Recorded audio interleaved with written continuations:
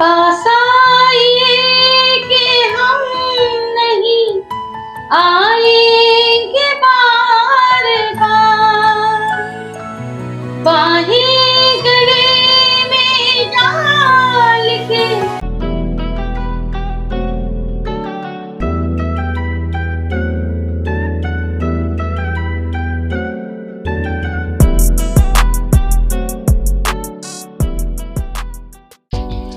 साथियों, दुनिया उन्हीं के कदमों को चूमना चाहती है जिनमें कोई दम होता है, कुछ कर गुजरने का जुनून होता है। तो आज मैं जिस शख्सियत की मलिका से मिलने वाला हूँ, मालिक से मिलने वाला हूँ, यह शख्सियत आरा की बहुत ही नामचीन परिवार से है और उन्होंने बहुत सारे क्षेत्रों में अपना योगदान दे रखा है। और उनके बारे में मैं अपनी जबानी ज्यादा कुछ नहीं बोल सकता, ये छोटी मुंह बड़ी बात बोलने वाली हो जाएगी। तो मैं आप लोगों के सामने मैं उनका इस्तकबाल करूंगा। इससे पहले आप एक जोरदार तालियों से उनका स्वागत करिए। ये जो है आपकी जबानी, इनकी जबानी हम लोग सुनेंगे, इनका परिचय ये खुद देंगी। तब आइए चलिए हम उनके तरफ चलते हैं। मैम, स्वागत है आपका मेरे चैनल पे, हमारे चैनल पे। जी मैम, आप अपने बारे में थोड़ा सा दर्शकों को बताएं, क्योंकि आपके बारे में जानकारी तो सबको है, बस आपकी जुबानी सुनना चाहते हैं सब लोग। जी, मेरा नाम कावेरी मोहन और मैं झामुआ बेलवनिया हाई स्कूल में संगीत शिक्षिका के रूप में कार्यरत हूँ।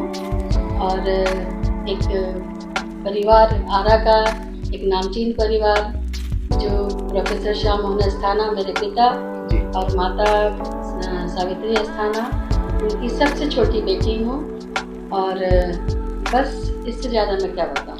इससे ज़्यादा आपको बताने की जरूरत भी नहीं है, क्योंकि भोजपुर में और शाहबाद में इस परिवार को हर कोई जानता है, ये कोई नई बात नहीं है। मैम की जिंदगी से जानकारी लेंगे हम लोग। ये इतनी ऊंचे स्तर पे म्यूजिक से जुड़ी हुई है, बहुत सारी खूबियां हैं इनमें जो कि जानेंगे, जो कि अभी दर्शक नहीं जान पाए, चाहे अपने बहुत नजदीकी लोग भी नहीं जानते हैं। तो आज हमारे चैनल के माध्यम से यहाँ पे मैम की जुबानी हम वो सारी बातें सुनेंगे। तो शुरुआत करते हैं। अभी क्या कर रही है मैम आप?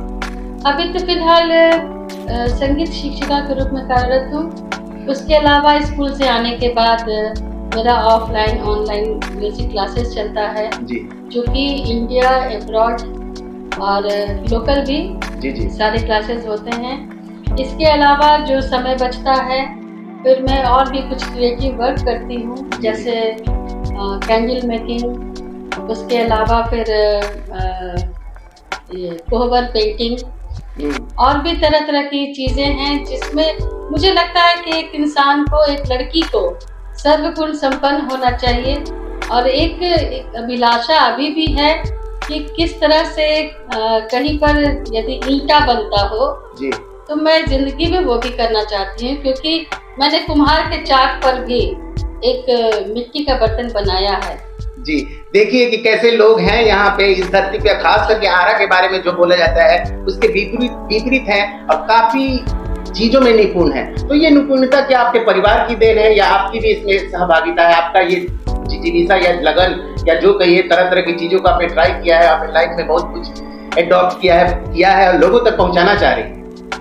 ये तो पारिवारिक माहौल था हमारा, तो था ही संगीतमय माहौल, क्योंकि हमारी बुआ वगैरह भी मेरे ननिहाल ददिहाल सब में संगीत बसा हुआ है।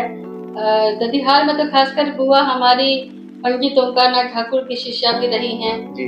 और कथक नृत्य, सितार वादन, सारा कुछ, पेंटिंग, हर कुछ उन लोगों ने सीखा है।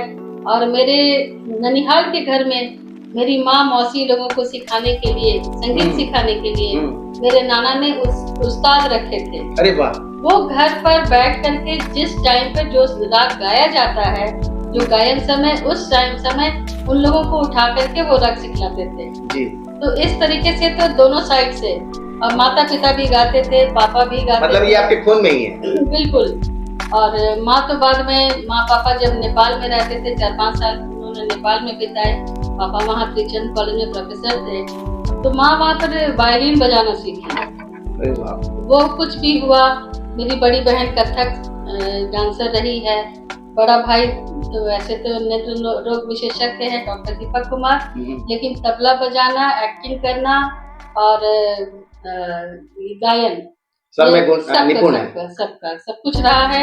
और बचपन से ही मेरे माँ पापा को नहीं मालूम था कि हम गायन में हम रुचि रखते हैं। तो स्कूल में बाल विहार स्कूल में हम पढ़ते थे जी। और बहुत पुरानी बात है, 4-5 साल के रहे होंगे। तो वहाँ के टीचर्स मेरी माँ को बताए कि दीदी आपकी जो छोटी बेटी है वो गाती है। अच्छा। और सिर्फ गाती ही नहीं है, नाच नाच के गाती है। अरे वाह। तब फिर हमारे लिए शिक्षा दीक्षा का के लिए प्रबंध किया गया और हमारे लिए दोनों तरह के गुरु रखे गए। नृत्य के लिए हंसा महाराज सर और गायन के लिए पंडित जगनंदन मिश्र सर। अच्छा। उसके अलावा ड्राइंग भी हम करते थे, तो उसके लिए फिर इंटर के टाइम पर हमने कहा कि भाई बाकी सब चीजें पहले हो जाए। उसके बाद फिर इंटर के समय हमारा college of arts and craft में एडमिशन हुआ। वहाँ पर हमने पेंटिंग, उसमें भी 5 इयर्स डिप्लोमा कोर्स, वो हमने BFA वो हमने किया महाराजा कॉलेज से। फिर MSc किए बॉटनी में, और महाराजा कॉलेज में भी इंटर से लेकर के MSc तक बॉटनी का या साइंस का जितना भी चार्ट या मॉडल बनाना होता था सब हम बनाते थे। तो ये कैसे मैनेज कर पाती थी? सब दिशाओं में आपका ध्यान, अब सब में अच्छा किया, ये कैसे संभव हो सका? यही 24 घंटे तो सबको मिलते हैं। हाँ बिल्कुल। और आज की डेट में हमारे पास जब कोई आता है सीखने कि बच्चे को समय नहीं मिल पा रहा है, तो हमको आशा लगता है जिस दिन उसको 25 घंटा मिलेगा तब शायद वो कुछ कर पाएगी। लेकिन हम लोगों के अंदर था कि एक तो हम लोगों का आपस में कंपटीशन, हेल्थी कंपटीशन, मेरा और डॉक्टर के साहब की दोनों बेटियों का। अच्छा। हम लोग चूंकि एक ही उम्र के थे, एक साथ सीखे सब कुछ, तो एक तो हेल्थी कंपटीशन, मतलब कहीं ना कहीं आपका अपब्रिंगिंग इसमें रहा, आपका माहौल इस पे डिपेंड किया है। बिल्कुल जी। तो कथक की तरफ आपका एक बहुत सुनते कि शास्त्रीय विद्या में ये बहुत टफ होता है, ये कैसे आपने मतलब कथक को भी अपने जीवन में उतारा और कथक की एक नामचीन व्यक्तित्व बनी आरा और शाहबाद में? एक्चुअली क्या था ना कि जब हम और डॉक्टर के साहब की दोनों बेटियां हम लोग साथ में संगीत की शिक्षा लेते थे, तब जब हम गा लिए तब तो ठीक, लेकिन जब वो लोग गाने बैठती थी तो हम खड़े हो जाते थे और उस गाने पर, उस गीत पर हम मुद्रा देते थे। अच्छा। ओ ठीक है। तो उस चीज को भी देख करके मेरे माता पिता को लगा कि इसका रुझान कथक की ओर भी है जी। तो फिर कथक की भी शिक्षा हमारी शुरू हुई जी। और जब कथक और गायन ये जब हम कंप्लीट कर लिए तब तो फिर तबले की तरफ भी बढ़े। अच्छा। लेकिन तबला जो हमको लगा कि अबला के हाथ में तबला जो है बहुत अच्छा नहीं लग रहा है, तो उंगलियां कुछ मोटी मोटी हो रही हैं जी जी। तो इसलिए हम तबला हम पूरा नहीं सीखे, संगत करने के तक हम शिक्षा हम मतलब थोड़ी बड़ी जानकारी रखती है, ऐसा नहीं कि आप नहीं कर सकते हैं किसी को। नहीं कर सकते ऐसा नहीं है, मतलब हर चीज पर हाथ साफ किए, वो सितार हो, गिटार हो या कोई भी इंस्ट्रूमेंट। अच्छा। सबको हमने टच किया। ये अच्छा सितार में देखा कि उंगली कट रही है, हमने छोड़ दिया लड़की होने के नाते। हाँ, लड़की होने के नाते क्या, किसी भी एक ही चीज में निपुणता ज्यादा अच्छी होनी चाहिए। तो इसके बाद में भी जब मेरे पास एक ऑप्शन आया कि किस चीज को हम में आगे बढ़े, तो मैंने गायन को चुना। आइए एक और इनकी छुपी हुई जो हुनर है उसके बारे में जानते हैं मैम के जुबानी, चूंकि एक ऐसा चीज है जो कि आरा में बहुत कम लोगों को पता होगा और शायद ये एक ऐसा व्यवसाय भी है जो कि काफी बड़े स्तर पे अभी डिमांड में है। पूरे इंडिया के, पूरे वर्ल्ड में इसकी एक अलग से ब्रांडिंग हुई है, तो उस विषय में जानेंगे मैम से। हाँ मैम, इसके बारे में बताइए।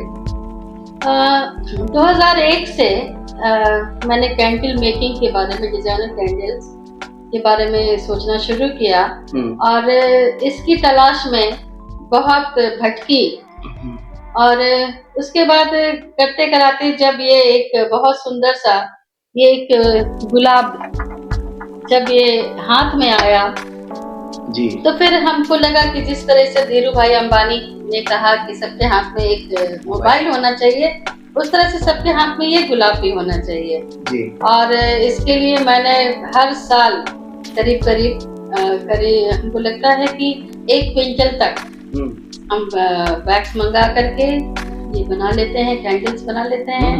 और जिन लोगों को जानकारी है कि एक अच्छा प्रोडक्ट चाहिए, जिनको मालूम है कि ड्यूरेबल है, लॉन्ग ड्यूरेबल है, तो वो लोग फिर हमारे पास चले जाते हैं। तो इसके प्रति रुझान कैसे हुआ? बिल्कुल एकदम अलग तरीके से, जैसे आप संगीत से है, विद्या से है, एजुकेशन सिस्टम में जुड़ी रही, बहुत सारे चीजों में आपका योगदान रहा, आपने पेंटिंग भी करी, इसमें कैसे आपका सोच आया?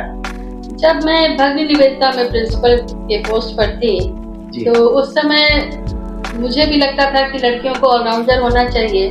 तो एग्जामिनेशन जब खत्म हो जाता है, बच्चों के एग्जाम्स जब खत्म हो जाते हैं, तो फिर वो उतने दिन टाइम पास करती हैं लड़कियां, क्लासेस सही तरीके से नहीं चलते, टीचर्स कॉपी चेक करते हैं। तो मैंने सोचा कि क्यों नहीं 4 दिन का एक वर्कशॉप कर लूं, और उसी चक्कर में वर्कशॉप करने में मैंने 4 चीजों का उसमें ट्रेनिंग बच्चों को दिलवाई, और जिसमें ये कैंडल मेकिंग भी था।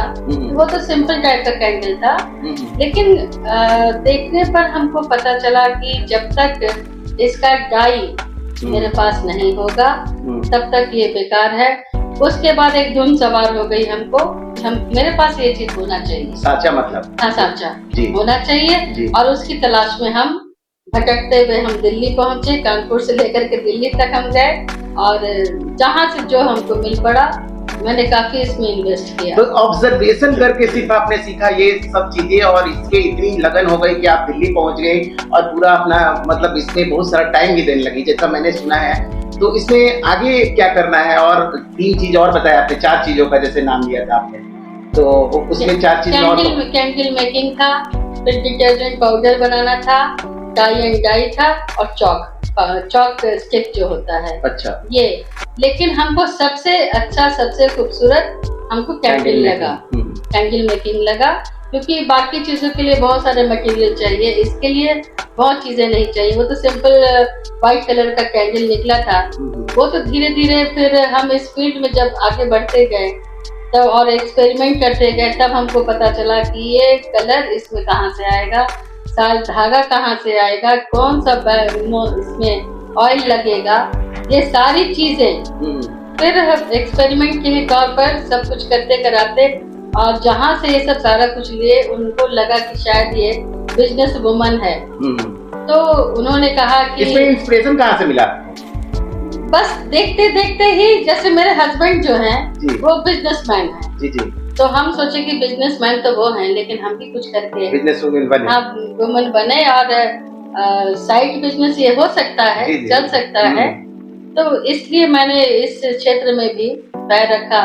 तो जहाँ से सारा कुछ मटेरियल मैं लेती हूँ, उन्होंने कहा कि तुम सोप बनाने का भी ले जाओ मटेरियल, तुम फिनाइल बनाने का ले जाओ। तो हम बोले सोप तो नहीं लेंगे, लेकिन फिनाइल जो चीज है बहुत अच्छी चीज है, वो फिर हम करेंगे। और उसके बाद उनके पास से हम वो भी करने लगे, और इस तरह से हमारा फिनाइल भी बन जाता है। जैसे कि वीडियो बहुत लोग देखेंगे, बहुत दूर तक जाएगा, तो आप कैंडल मेकिंग के बारे में आपसे लोग संपर्क करें, इसके लिए कुछ आह्वान कर दीजिए कि एक करियर वुमेन है जो कि इस तरह की चीजें, जो कि क्वालिटी वाइज अगर देखेंगे दर्शकों, तो आपको यकीन नहीं होगा कि ये बिल्कुल ही यहाँ पे बना हुआ है, ये लगेगा किसी प्रयोगशाला में बना हुआ है और वहां पे निकल के आया है। तो इनके बारे में इनसे आप कांटेक्ट करने की कोशिश जरूर करें, अगर आपको इस तरह की जरूरत होगी, आगे इनकी जुबानी सुनते हैं। हाँ, जब इस काम में हम लगे हैं तो चाहते हैं कि जितना ज्यादा से ज्यादा लोग इसको लें और सबके घर में ये जाए। एक बार जब कोई जलाता है तब उसको समझ में आता है कि बाजार का जो कैंडल है और इसमें क्या फर्क है। तो हम चाहते हैं कि जब क्वालिटी है तो लोग इसको मेरे पास से ले जाए। क्वालिटी के साथ खूबसूरती भी है, सब कुछ है, क्वालिटी है, खूबसूरती है। ये प्रोडक्ट ही इतना अच्छा है कि इसके बारे में जितना बयान किया जाए वो कम होगा। जी जी। तो लोग यहाँ से ले जाएं और हमसे संपर्क करें। जी जी। और आगे के लिए इसमें आप तो जिस विद्या में है, निपुण है, वो तो आपका चल ही रहा है। इसके बाद इसके लिए क्या सोचा आपने, इस बिजनेस को आगे ले जाने के लिए? हाँ, आरा में क्या, पूरे बिहार में क्या, पूरे इंडिया में इसका नाम होना चाहिए? नहीं, हम तो चाहेंगे कि सिर्फ यूं ही नहीं, इसकी एक ब्रांडिंग हो अच्छे तरीके से। जी। और जैसे और भी अमेज़न है या फ्लिपकार्ट वाले वो आकर के ले जाएं। जी। और हम बस आगे चल करके यही सब करते रहें और पूरे टाइम हम बिजी रहें। जी। जरा सा भी नहीं सोचना पड़े कि हाँ अब हम बुढ़ापा आ गया है और हम एक माला लेके राम राम करें, वो नहीं, कुछ और सीखना है वो भी हम सीखेंगे। बिल्कुल बिल्कुल, आप सीखिएगा और दर्शक आपको मजबूर करेंगे ये सब चीजें बनाने के लिए, क्योंकि अगर एक बार किसी के हाथ में जाएगा तो वो दोबारा ट्राई जरूर करेगा, किसी और को रेफरेंस जरूर देगा, क्योंकि ये मेरे हाथ में और इतनी खूबसूरती तरीके से बनाया गया है, आपको यकीन नहीं होगा। तो आप मैम से कुछ और सीखना चाहें, कुछ संदेश देना चाहें तो आप दे सकती हैं मैम। नहीं, इसके अलावा जैसे कि कोहबर हम बनाते हैं। अच्छा हाँ, कोहबर पेंटिंग, हाँ, शादी ब्याह के टाइम पर, लगन के टाइम पर कोहबर पेंटिंग बनाते हैं, तो वो आजकल ट्रेंड हो गया है। घर से लोग शादी नहीं करते हैं, दूसरे जगह जाके शादी करते हैं या दूसरे शहर, तो फिर कहीं भी जाएंगे, होटल में जाएंगे, कहीं जाएंगे, दीवार खराब होगी। कौन आजकल डिस्टेम्पर खराब करना चाहता है? सही बात है। तो वैसे कंडीशन में ये चीज भी शुरुआती दौर में हमने अपनी आंटी से सीखा, डॉक्टर केवी साई की वाइफ, वो हमको कोहबर बनाना सिखाए, लेकिन वो बनता था कागज पर। बाद में हमने सोचा कि क्यों नहीं इसको हम एक परमानेंट चीज में हम करें, कन्वर्ट करें, तो इसको हम कपड़े पर बनाने लगे और कपड़े पर फैब्रिक पेंट से, और इसके ऊपर अपने साथ के जितने लोग हैं, मेरे साथ जो लोग रहते हैं, उन लोगों को मैंने ट्रेन कर दिया है। पेंटिंग का काम मैं कर देती हूँ और बाकी जितना क्राफ्ट वर्क है वो लोग कर लेते हैं, और एक लगन में कम से कम 5-6 कोहबर का ऑर्डर आ ही जाता है। जिनको पता है वो हमारे पास से ले जाते हैं। तो ये जिनको पता है और लोगों को पूरे बिहार स्तर पे, क्योंकि कोहबर की तो डिमांड सभी जगह है, तो इसके लिए क्या करना चाहिए? आप कुछ बताएं कि आप इससे कैसे लोग आपसे मिल सके, आप बना के प्रोवाइड कैसे करेंगी, मतलब बिजनेस के पर्पज से? नहीं, जैसे कई लोगों से जो ब्यूटिशियंस हैं या ब्यूटी पार्लर वाले लोग हैं, चाहे जो लोग वीडियो रिकॉर्डिंग करते हैं शादी ब्याह की, उन लोगों से कई बार हमने कहा है कि यदि आपके पास कोई बुकिंग आए तो आप उन लोगों को बताएं कि हम कोहबर भी बनवा देते हैं या बनवा सकते हैं। यदि किसी का ऑर्डर आता है तो फिर आप हमें बताएं और उस तरह से हम भी करेंगे इस काम को। तो देखा दर्शकों, एक महिला सर्वगुण संपन्न है और किस किस फील्ड में वो माहिर हैं, आप इनकी ज़बानी सुन चुके हैं। मुझे तो इनके बारे में, इनके गुणों के बारे में पता ही नहीं था। मैं 1-2 चीजें जानता था क्योंकि परिवार से जुड़ी हुई चीजें थी, लेकिन यहाँ आने के बाद मुझे तरह तरह की जानकारियां मिली हैं। पहली बार जानकारी है जो कि ऑन कैमरे बता रही है, वो भी आपके साथ में मेरे साथ भी शेयर कर रही है। वो तो बड़ी आश्चर्य की बात है कि इतना टैलेंट और इतना गुण किसी एक इंसान में, किसी एक महिला में होना काबिले तारीफ है, और मैं इनको इन सब चीजों के लिए बहुत बहुत मुबारकबाद देना चाहूंगा कि इतनी जिज्ञासा है इनमें।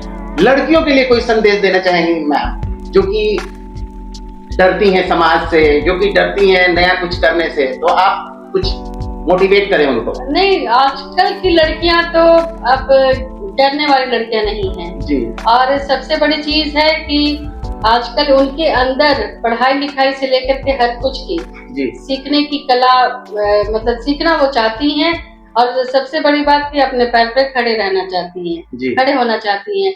तो वो किसी भी फील्ड में अपने घर से आगे निकल करके वो किसी भी फील्ड में वो आगे जाएं, और यदि हमारे सपोर्ट की जरूरत पड़ेगी तो हम उनकी मदद करने के लिए तैयार हैं। आपको मैं बता दूं कि कुछ वैसी लड़कियां भी हैं, मुस्लिम लड़कियां हैं रक्सौल की, जो कि कृष्ण के और शिव के इस तरह के भजन वो लोग गाती हैं, अच्छा। देवी के।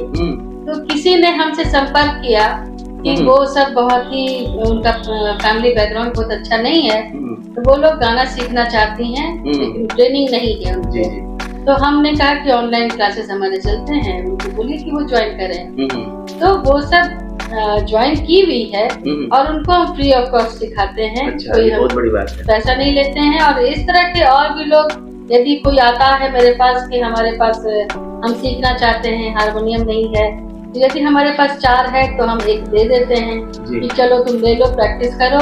यदि घर में कभी कोई तैयार होगा कि हाँ हम खरीद देंगे, तब तो हमको वापस करना, नहीं तो तुम इसको प्रैक्टिस करो, जब तुम्हारा कोर्स कंप्लीट हो जाए तो हमको वापस कर देना। तो इस तरीके से भी लोगों की मदद हम करते हैं। उतना ही नहीं है, एक समाज सेवा के रूप में इसको यदि लिया जाए तो हमारे साथ जो एक परिवार एक रहता है, ये बेलवनिया गांव के ये लोग निवासी हैं जी। और जो लेडी है उसके हस्बैंड नहीं है। अच्छा, ओके। और सास ससुर तो खैर नहीं है, सास और देवर उसके बाद निकाल दिए थे इन लोगों को। Oh my God. कि अपने से आप प्रैक्टिस कुछ कीजिए, अपनी भरण पोषण अपने से कीजिए। तो वहाँ से के मुखिया से बोल करके हमको एक हेल्पर चाहिए, हम इन लोगों को आरा ले आए। और 2014 से ये लोग हमारे साथ हमारे पास रह रही हैं लोग। यहीं पर इन लोग का एडमिशन कराया हुआ है। जैसे हमारे स्कूल में भी हमारे इसकी बेटी का एडमिशन कराए हुए हैं और बच्चे का भी एडमिशन यही रामनगीना पांडे स्कूल में कराया हुआ है। उसके बाद उस लड़की की पढ़ाई लिखाई जो कुछ भी थी 7th पास थी, उसको हमने क्रैश कोर्स से। ऐसा है कि जैसे बहुत सारी संस्थाएं, क्लब्स हमसे कहते हैं कि हमसे जुड़िए, जैसे लायंस क्लब है, रोटरी क्लब है और भी तरह के सोशल वर्क। तो हमको लगता है कि सोशल वर्क करने के लिए कहीं और जाने की जरूरत नहीं है। बिल्कुल बिल्कुल ठीक है। और हमारे घर में कर रही हैं। हमारे घर में उदाहरण है एक फैमिली जो कि हमारे ऑनलाइन भी कर रही हैं आप।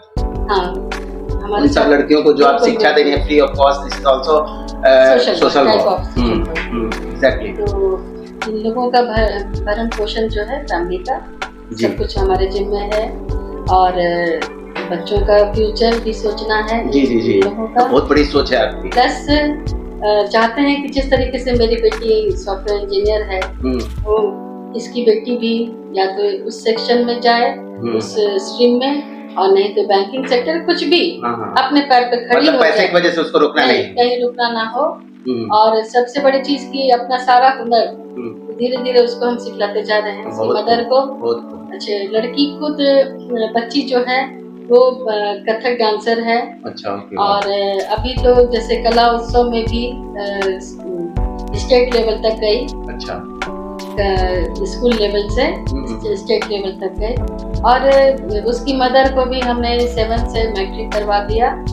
और फिर उसका गवर्नमेंट जो सिलाई सेंटर है, गवर्नमेंट वाला, उसमें उसका सिलाई स्कूल में नाम लिखवा दिए हैं। सब डिपेंडेंट, सेल्फ डिपेंडेंट बनाना चाह रही है। बिल्कुल, ताकि हम रहे ना रहें, वो परिवार अपने पैर पे खड़ा रहे, बच्चे अच्छा अपना भविष्य बनाए। बिल्कुल जी। तो बहुत खूब, बहुत अच्छी बात है। हमें आपको सबको सीखने की जरूरत है। इतनी उम्दा सोच रख के अगर कोई महिला आज के समाज में चल रही है और एक परिवार को लेके साथ में अपने चल रही है और अपने बच्चों की तरह उनकी सोच है, अपने जितने भी हुनर है उनको दे रही है, तो एक काबिले तारीफ है। उनके लिए जितनी भी बात कही जाए वो कम है। तो आइए लास्ट में हम लोग सिर्फ एक छोटा सा मैम के साथ रैपिड फायर गेम खेलेंगे, जो कि पता ही है आपको कि क्या करना है। मैम को भी मैंने बता दिया कि आपको टाइम नहीं मिलेगा उसमें मैम, बस आपको इंटरेस्टिंग सा आंसर देना है उसको। ठीक है, तो हम स्टार्ट करते हैं। जैसे कि मैम ने सारे चीजों को जैसे सामने रखा, आप देख के एकदम आत्मविभोर हो जाएंगे और आपको अच्छा लगेगा इनकी बातों को सुन के। अब देखते हैं कि ये वाक पटु कितनी है या इनके पास ऑल ऑफ ए सडन इनका आईक्यू कैसा है। बस इसका एक छोटा सा हम लोग बस गेम खेलेंगे। चलिए शुरू करते हैं। मैम, आपकी नजर में सफलता को कैसे डिफाइन करेंगे? मेरी नजर में सफलता जो है वो एक गेम के समान है जी, जो कि आप सही तरीके से खेले तब तो बहुत अच्छे से आगे निकल जाएंगे, और यदि आपने उसको लूज कर दिया तो फिर आप बैक हो जाएंगे। जी जी। ये दूसरा क्वेश्चन है हमारा, अगर आप महिला ना होके पुरुष होती तो आप किस फील्ड में होती या आप क्या कर रही होती? फील्ड तो होता एडमिनिस्ट्रेटर वाला। अच्छा। क्योंकि एक इच्छा थी वो। अच्छा। और जिस तरह से बिंदास आज है वैसे इसमें भी रहती है। अच्छा, मतलब उसी तरह से एकदम झंडा तो कहीं गाड़ी कर ओवर पावर की है। आपके पति को एक शब्द में आपको बताना है। मिसमैच। घर का सरदार आप किसे मानती हैं? खुद को। खुद को? हाँ, बिल्कुल। चलिए मैम घर की कुछ सरदार है। लास्ट बट नॉट लीस्ट ये क्वेश्चन है कि अगर आप वर्ल्ड टूर पे जाने को मिले कहीं भी, आपके अपने फैमिली मेंबर में से कोई नहीं जाना चाहेगा, नहीं ले जाना है आपको, तो आप किसके साथ जाना चाहेंगे? मैं और मेरी परछाई। आप और आपकी परछाई, मतलब वहाँ अकेले एकदम बिंदास घूमना चाहेंगे। तो दर्शकों, देखा आपने कितनी वाकपटुता से, कितनी सही तरीके से इसको प्रस्तुत किया इन्होंने। अब इनके उज्जवल भविष्य की कामना करते हुए हम लोग इनसे इनकी वाणी के द्वारा लास्ट में कुछ संदेश सुनना चाहेंगे।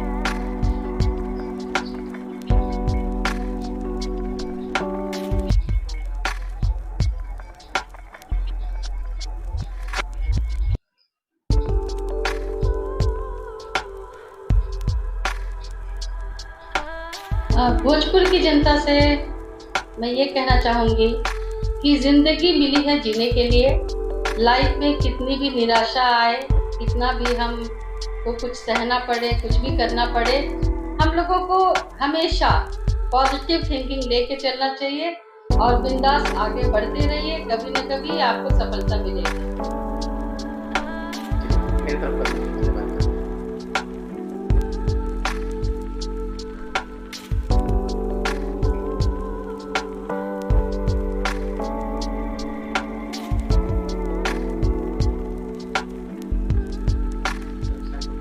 साइड में दोनों हाथ गिराएं।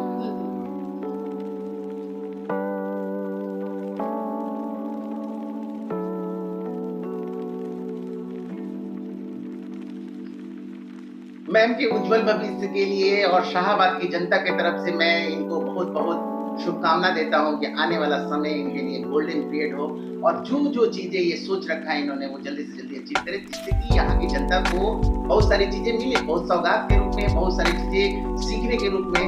तो ऐसे विभूति को मैं प्रणाम करता हूँ। बहुत बहुत धन्यवाद। Thank you.